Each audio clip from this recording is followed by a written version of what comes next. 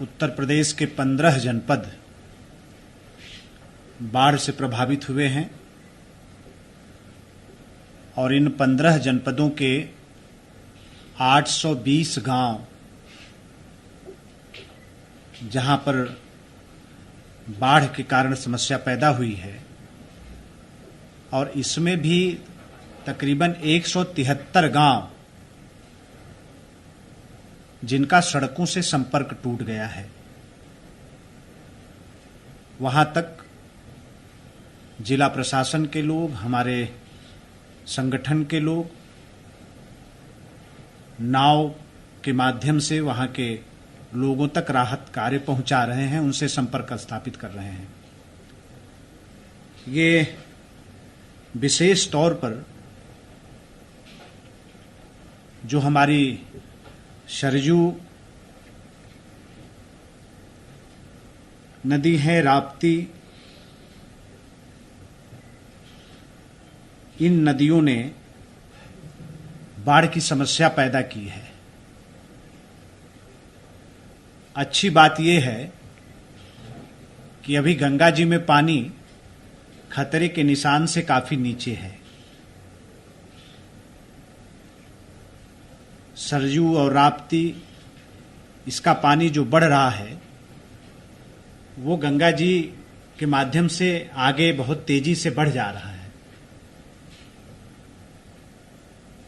श्रद्धेय मुख्यमंत्री जी के दिशा निर्देश पर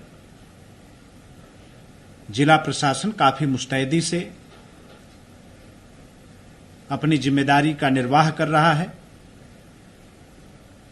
और स्पष्ट तौर पर श्रद्धेय मुख्यमंत्री जी द्वारा सभी जिलाधिकारियों को ये कहा गया है कि राहत कार्यों में किसी भी प्रकार की लापरवाही बर्दाश्त नहीं की जाएगी। जनपद के सभी आला अधिकारी बाढ़ प्रभावित क्षेत्रों का दौरा करके वहां राहत कार्य जो सरकार के द्वारा चलाया जा रहा है उसकी पूरी व्यवस्था को सुनिश्चित करें। विशेष तौर पर जो नेपाल के द्वारा तकरीबन 4,12,000 क्यूसेक पानी जो छोड़ा गया, उसकी वजह से समस्या थोड़ी सी बढ़ी है। जैसे गोंडा जिले के तरबगंज तहसील के भिखारीपुर सकरौर तटबंध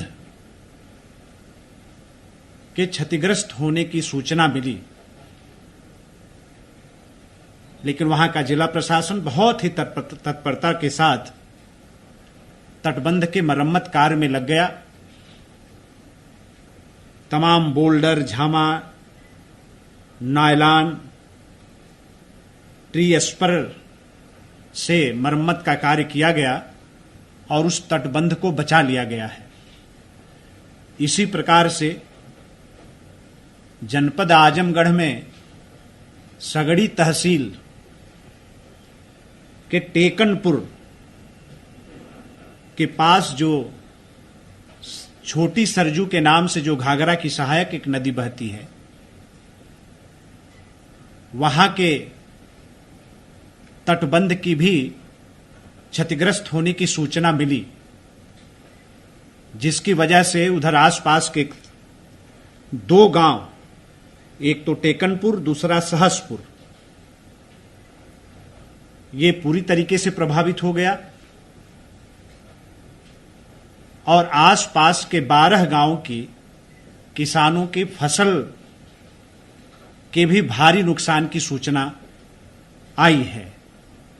उसका आकलन कराया जा रहा है। तटबंध की फिर से मरम्मत कराई जा रही है। मौके पर खुद जिलाधिकारी आजमगढ़ और वहां के पुलिस अधीक्षक मौके पर उपस्थित हैं। उम्मीद है कि आज उस तटबंध की मरम्मत करा ली जाएगी, उस तटबंध को भी पूरी तरीके से जोड़ दिया जाएगा। सरकार के द्वारा जो राहत कार्य चलाए जा रहे हैं उसमें अभी तक 110 आश्रय स्थलों को स्थापित किया गया है। जिनके घरों में पानी आ गया है, जो लोग बेघर हो गए हैं, उनको किसी भी प्रकार की समस्या का सामना न करना पड़े, कहीं से जन की हानि न हो, इसको देखते हुए अभी तक 110 आश्रय स्थलों को हम लोगों ने स्थापित किया है। अभी तक 9,500 के आसपास खाद्यान्न किट का भी वितरण पिछले 24 घंटा में इन तमाम इलाकों में, बाढ़ प्रभावित क्षेत्रों में सरकार के द्वारा किया गया है, जिला प्रशासन के माध्यम से। मुख्यमंत्री जी का स्पष्ट आदेश है कि इस स्थिति में कोई भूखा न रहे। श्रद्धेय मुख्यमंत्री जी के आदेश के पालन के क्रम में अब तक इन सभी बाढ़ग्रस्त क्षेत्रों में जिला प्रशासन के माध्यम से तकरीबन 22,908 भोजन पैकेट पिछले 24 घंटा में वितरित कराया गया है और तकरीबन 50,000 के आसपास भोजन पैकेट अभी तक वितरित हुआ है। पिछले 24 घंटा में चूंकि सबसे बड़ी समस्या रहने की होती है, जब बाढ़ आती है, हम लोग तो बनारस से आते हैं, हमेशा हम लोगों ने महसूस किया है, देखा है, लोग अपना घर भी नहीं छोड़ना चाहते हैं, अपना गांव भी नहीं छोड़ना चाहते हैं और समस्या उनके सामने होती है, रहने की समस्या। इसको दृष्टिगत रखते हुए पिछले 24 घंटा में 15,656 मीटर तिरपाल का भी वितरण जनता के बीच में कराया गया है। अभी तक 1129 नावों का भी इंतजाम प्रशासन की तरफ से कराया गया है ताकि बाढ़ प्रभावित क्षेत्रों में लोगों के आवागमन में कोई समस्या न हो। और तकरीबन 650 बाढ़ चौकियां भी स्थापित की गई हैं। पिछले 24 घंटे में पशु शिविर भी स्थापित किए गए हैं। पिछले 24 घंटे में तकरीबन 69 और कुल अब तक 92 पशु शिविर की भी स्थापना कराई गई है। टीकाकरण का भी काम बहुत तेजी से कराया जा रहा है। अब तक 4,60,772 पशुओं का टीकाकरण बाढ़ प्रभावित इलाके में कराया जा चुका है और 188 मेडिकल की टीमों को भी बाढ़ प्रभावित क्षेत्रों में सक्रिय कर दिया गया है। जन की हानि न हो, किसी प्रकार की दूसरी समस्या का सामना जनता को न करना पड़े, इसके लिए प्रभावित जनपदों में सर्च ऑपरेशन के लिए, रेस्क्यू के लिए एनडीआरएफ की टीम, एसडीआरएफ की टीम, हमारी पीएससी की तकरीबन 16 टीमों को लगाया गया है। और इसके साथ ही विगत दिनों श्रद्धेय मुख्यमंत्री जी के दिशा निर्देश पर होमगार्ड्स विभाग के अंदर भी ऐसे जवानों को चिन्हित करके आपदा की ट्रेनिंग दी गई है। प्रांतीय रक्षक दल के हमारे जो जवान हैं उनको भी ट्रेंड किया गया है। उनको भी तैयार रहने के लिए सरकार की तरफ से दिशा निर्देश जारी किए गए हैं। विशेष परिस्थितियों में हम उनका भी सहयोग लेंगे।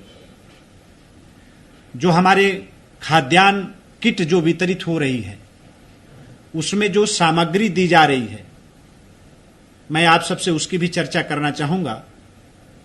उसमें 10 किलो आटा, 10 किलो चावल, 10 किलो आलू, 5 किलो लाई और 2 किलो चना, 2 किलोग्राम अरहर की दाल, 500 ग्राम नमक, 250 ग्राम हल्दी, 250 ग्राम मिर्च, 250 ग्राम धनिया, 5 लीटर केरोसिन का तेल, 1 लीटर हमारे जो रिफाइंड तेल है, 1 पैकेट माचिस, 1 पैकेट मोमबत्ती के साथ 10 पैकेट बिस्कुट और 100 टेबलेट क्लोरीन के और 2 नहाने के साबुन। ये हमारा जो खाद्यान्न किट जनता के बीच में जा रहा है उसमें ये सामग्री है। माननीय मुख्यमंत्री जी ने बहुत ही कड़ाई के साथ दिशा निर्देश जारी किया है। जैसी चर्चा मैंने पहले भी की, जिलाधिकारियों को स्पष्ट तौर पर मुख्यमंत्री जी ने आदेशित किया है कि बाढ़ प्रभावित क्षेत्रों में किसी भी प्रकार की शिथिलता को बर्दाश्त नहीं किया जाएगा और जो कंट्रोल रूम बनाए गए हैं उससे जुड़े जो लोग हैं, आज जनपद के जो आला अधिकारी हैं, वो खुद भी बाढ़ प्रभावित क्षेत्रों का दौरा करें और जो भी समस्या वहां उत्पन्न होती है उसको सीधे जो हमारे प्रदेश में स्थापित है नियंत्रण कक्ष, उसको सूचित करें। साथ ही जो राशन किट हम लोग वितरित कर रहे हैं उसकी जो सामग्री है, उसके जो मानक हैं, उसकी भी व्यवस्था को पूरी तरीके से सुनिश्चित करें, उसमें से कहीं कोई लापरवाही न होने पाए। हमारे जो जनप्रतिनिधि हैं वो प्रशासन का पूरी तरीके से सहयोग करें, ऐसा स्पष्ट निर्देश श्रद्धेय मुख्यमंत्री जी के द्वारा दिया गया है। साथ ही ये भी कहा गया है कि कोविड-19 की समस्या को देखते हुए, उसकी चुनौती को देखते हुए हर जगह पर जो सामाजिक दूरी है, सोशल डिस्टेंसिंग है, उसका भी पालन कड़ाई के साथ किया जाए। बहुत बहुत धन्यवाद।